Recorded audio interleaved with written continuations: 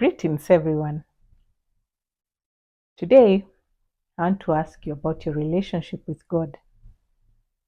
You see, the more you spend time in this Word, the more you invest in this Word, day and night, meditating upon it, letting it be engraved in your heart, do you know it actually transforms you totally?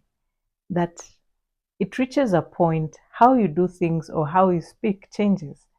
You start saying only what God is saying. You start doing only what you see Him doing. Let's look at a certain verse in Matthew. This is Matthew chapter 26, verse 72 and 73. I'm going to read from NKJV version. And it says, "But again he denied with an oath, 'I do not know the man.'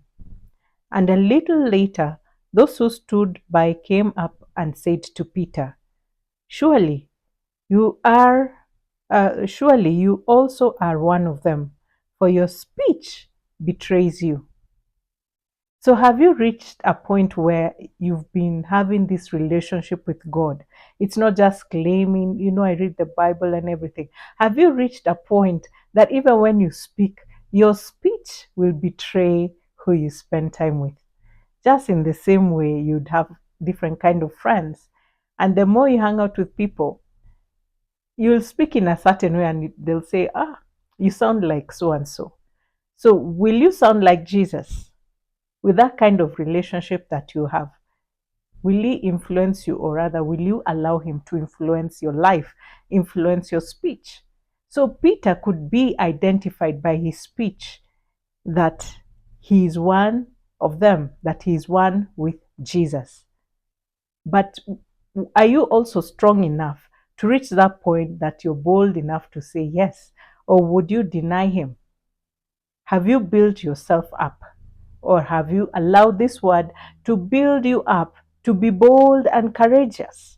That no matter what comes your way, you'll be able to say, yes, I identify with Jesus. I am one with Jesus. So that is what is important, because there are those, now when I read Matthew chapter 26, verse 74, NKJV, it says, "Then he began to curse and swear, saying, 'I do not know the man.' Immediately a rooster crowed." Would you be ashamed of Jesus? Would it reach a point you would deny Him in this journey? Because as things keep changing, the good now is bad and bad is good.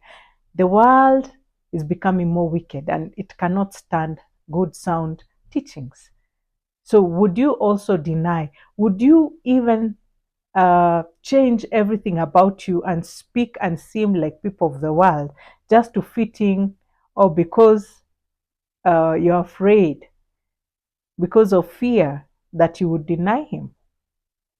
Allow the Word to build you up to a point that you're bold enough, no matter what, you will stand and say, yes, I am one with Jesus. Yes, I am a child of God. Be blessed with that word.